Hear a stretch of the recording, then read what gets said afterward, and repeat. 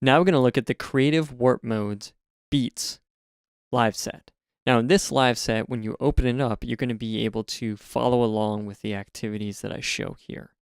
This set is found within the Live Pack Creative Warp Modes, and it comes with this course. You can look at the download link below, or if you've downloaded it on any other pages, you can just open up that Live Pack, and in there, look at the Creative Warp Modes Beats live set.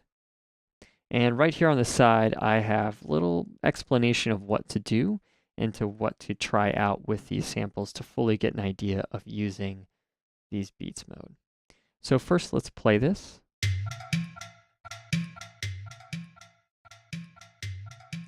Now let's really lower the BPM. We can hear it's kind of chopping it up, right?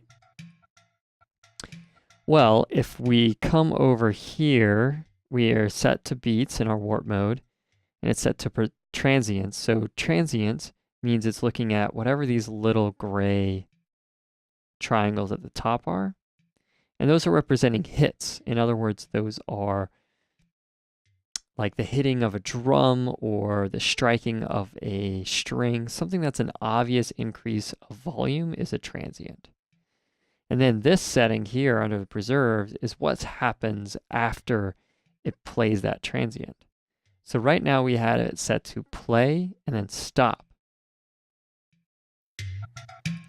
So since this is so much slower, it's playing it probably to about here, stopping, silence, next transient, and so on. But we can change it to something like this, which is forward, forward. So it gives it kind of a stutter sound or forward back. And if we turn this way down, you can hear it doing that. It plays and then it repeats a section of it. Now, if this was pretty close to the original, you're not going to hear it that well. But the cool thing is when you come into here and you pick something like this forward and straight, and then change the envelope is kind of acting like a decay amount. So it's saying right now it's only playing 11% of the total transient, where this is 100%. And you can see how you get really interesting percussive sounds. And that's what I was showing in the opening exercise. Now let's look how we could use this on something like a pad. Now here we are with a riser.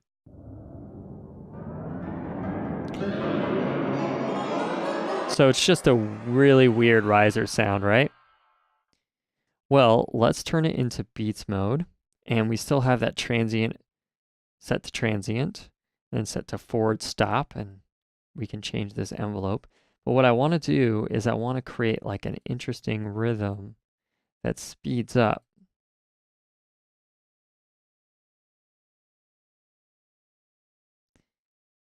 And this is all going to make a sense in just 1 second. So now we do that, and I'm going to even zoom in here.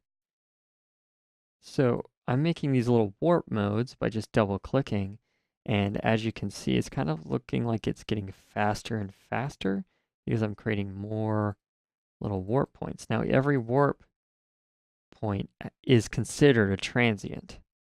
So if you remember before, it plays only those transient sounds, and now we'll get this kind of interesting stutter. Let's play it.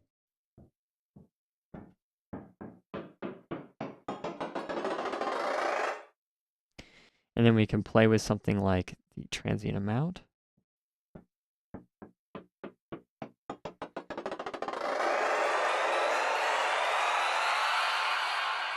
So we can even change this as it's playing. And you can see how you get some really cool, interesting sounds out of that. Great, so next let's look at how we can do interesting things with grooves. Now I have this beat here. Let's turn it down the speed.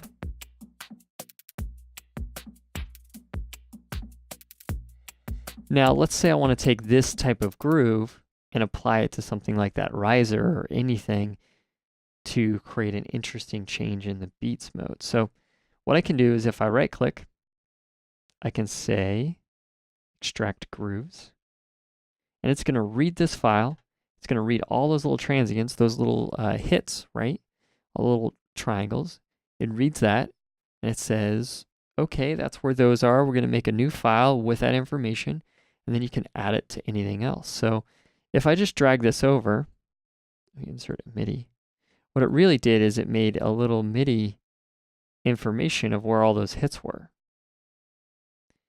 But if I take it and throw it on top of any other sample,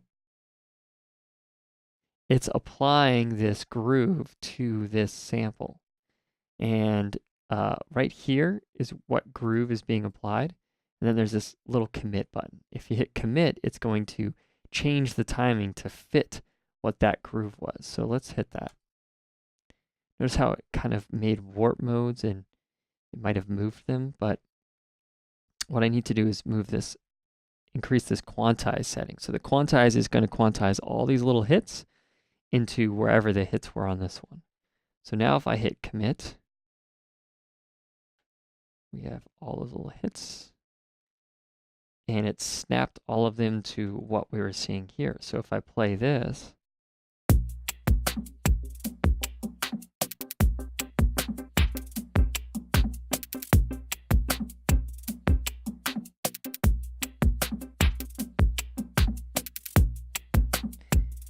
you can see it's in that groove. Now if I turn this to complex just so we don't hear that, it's just a pad. But by putting it in beats mode and having extracted this beat, this groove, and putting it on there, we have a nice, interesting little stab sound that's on the beat. So that's how we can creatively use beats mode.